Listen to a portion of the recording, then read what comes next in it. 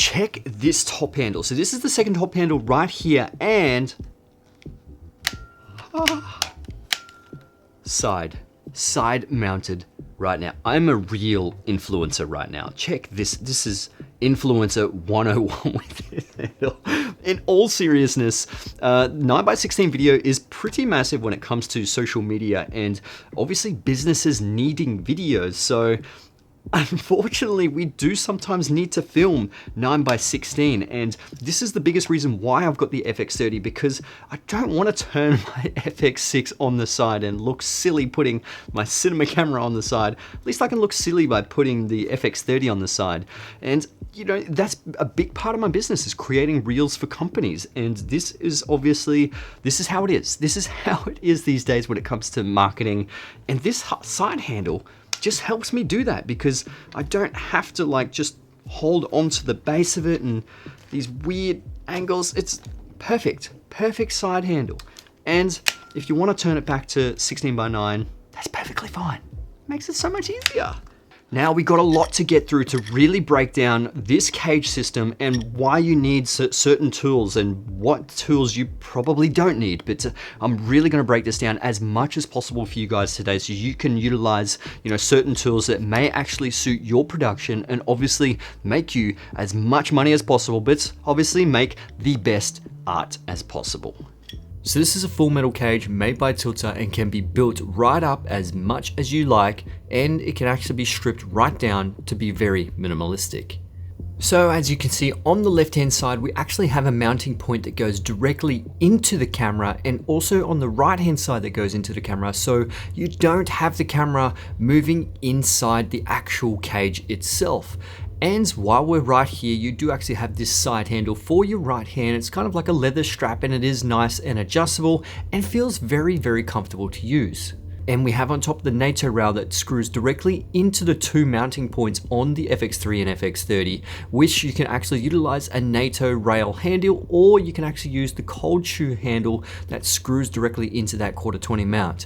You also have two 1/4-20 mounts on either side of that slot as well. And just over to the left hand side, you do have a cold shoe mount as well, if you do want to utilize a microphone as well. Then we move on to the bottom. You can see there's 4 1/4-20 mounts, and 2 of them are just on either side of the camera mount, so you can actually utilize 2 screws if you do use gimbal work or with a cinema cage. And you can notice on the bottom there's a standard Arca Swiss plate there, which you can utilize all your Arca Swiss tripod heads. And it does come with a magnetic tool on the bottom. And if you did actually want to make the cage half cage, you can unscrew these 2 screws right here and take the right hand side of the cage off, so you've only just got the left hand side and bottom part of this cage. Now this HDMI clamp is one of the best designs and the best features that you could actually use if you are utilizing the HDMI and an external monitor. And this is going to stop you from bending it or breaking it within that HDMI port, and obviously it getting pulled out unintentionally. And it's something that you should really consider actually having when you build this out. So magic arms are really hard to find, and I'm not sure why there aren't many more magic arms out there, because they are a dime a dozen, and to find one that actually works properly and will actually, you know, last over time is pretty difficult. And I've had a couple of brands before where they've, you know, stripped before and haven't really been holding very strong, but this one, it not only looks good, but it's extremely functional. Just the standard Tilta build quality is incredible on this thing. The size of this torque arm is awesome. I hate when they have that little knob there that you're trying to tighten, and you're just like, come on, why can't you make it a bit bigger? Because obviously the longer the lever length, the more tension you're going to be able to put onto this, and you don't need like an Allen key or a wrench to try to, you know, crank this down so your monitor doesn't flop over and all those kind of things. It just gets a little bit annoying. But this one also has these 2 locating pins on the side, which can also be recessed. So they are actually spring loaded, which when you actually put in the 1/4-20 mount on top of or inside your monitor or whatever you're trying to mount this with, these will recess unless it has locating pin holes, which is going to be good because then it won't slide left and right, which I think all of them should have that by now. Now this one pretty much fits on the top handle of my camera, and I'll show you the top handle that I've got. It's completely different to the rig. because for this specific rig, it comes down to weight and distribution. So when I've actually got this here, I want to be able to put my finger on here and it's weighted evenly. So it's not forward, front heavy or back heavy. Now, when I put this on here, it ends up having the monitor right here, which brings it forward and it's nice and even. If I do change lenses, that's when I can manipulate a few things here and there to make it obviously still weighted perfectly.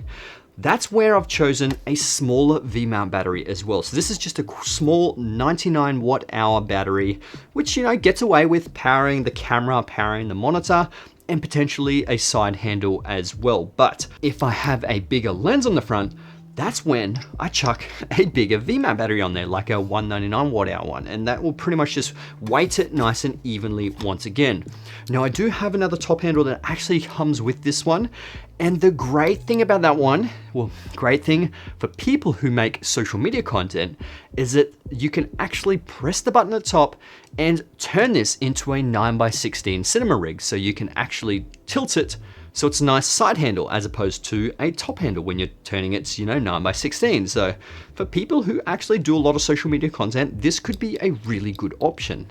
Now, when it comes to mounting top handles on the FX3 or FX30, you have this NATO rail bar at the top, which this one here by Tilta actually has that cold shoe, but also you can screw into that cold shoe mount, which I absolutely love because you know it's not going to come loose and slide out, and that is great. That's probably a good thing about NATO rails as well, is that it does have that NATO rail, so you can fit a NATO handle on there, as well as obviously having one of these ones instead. And before we get more into this Tilta rig, we're going to be talking about today's sponsor, and that is Squarespace. So Squarespace is an amazing all-in-one platform which you can actually design a full professional website. Now, Instagram is not a professional portfolio, but a website is a professional portfolio. And this is what you're going to be contacting clients with and showing all your professional work. So this commercial that I've been doing right now on this camera will be on the website. And this is where I display absolutely everything. And I can also have an online store. So this is where I sell all my LUTs. This is where I do my online one-on-one training, which you guys can set up something very similar. If you actually are a photographer, you can sell some prints online. So setting up an online store is extremely easy. There's a whole bunch of templates to make it even easier and just look extremely professional. Now, the great thing is as well, as I do have a podcast, which you guys probably don't know, but it's on the website. You can integrate the podcast into the website so you can completely update it, and it updates automatically if you put the RSS feed in there, which is great. You can put all your professional videos from Vimeo or YouTube and link it into the website, and it's just so easy. So thank you Squarespace for sponsoring this video. Make sure you click the link in the description below so you guys can take advantage of this awesome website, which I've been using for absolutely forever. You can check out all my commercials and all those kind of things. And obviously this is where you can put all your commercials on there and all your professional work, have that professional portfolio, and obviously get more work because of a professional website. That's great. So let's get back into the video about this Tilta rig. Now, this side handle is one of the interesting parts because it has a record button. And the interesting thing is if you do actually have a top handle on the top, you don't obviously have any reach to any record button. You'd have to take your hand off there, press the record button, and hold that again. And obviously it's quite heavy after a while. So you want to be able to just utilize your thumb and press record right there and then. But the great thing about the FX30 and the FX3 is that it does also have a record button at the front. So if you do actually have hand on the top handle and focusing with your lens or zooming with your lens, you can just utilize one of your fingers on that left hand and touch that record button right there. So it really depends, but the great thing about this side handle is that it's not only just a record button slave, but it has a cold shoe at the top, but it also changes angle. The varying angle is extremely crucial, especially if you are filming low. You can tilt that angle so it's not just trying to film low and your wrists are running out of angles.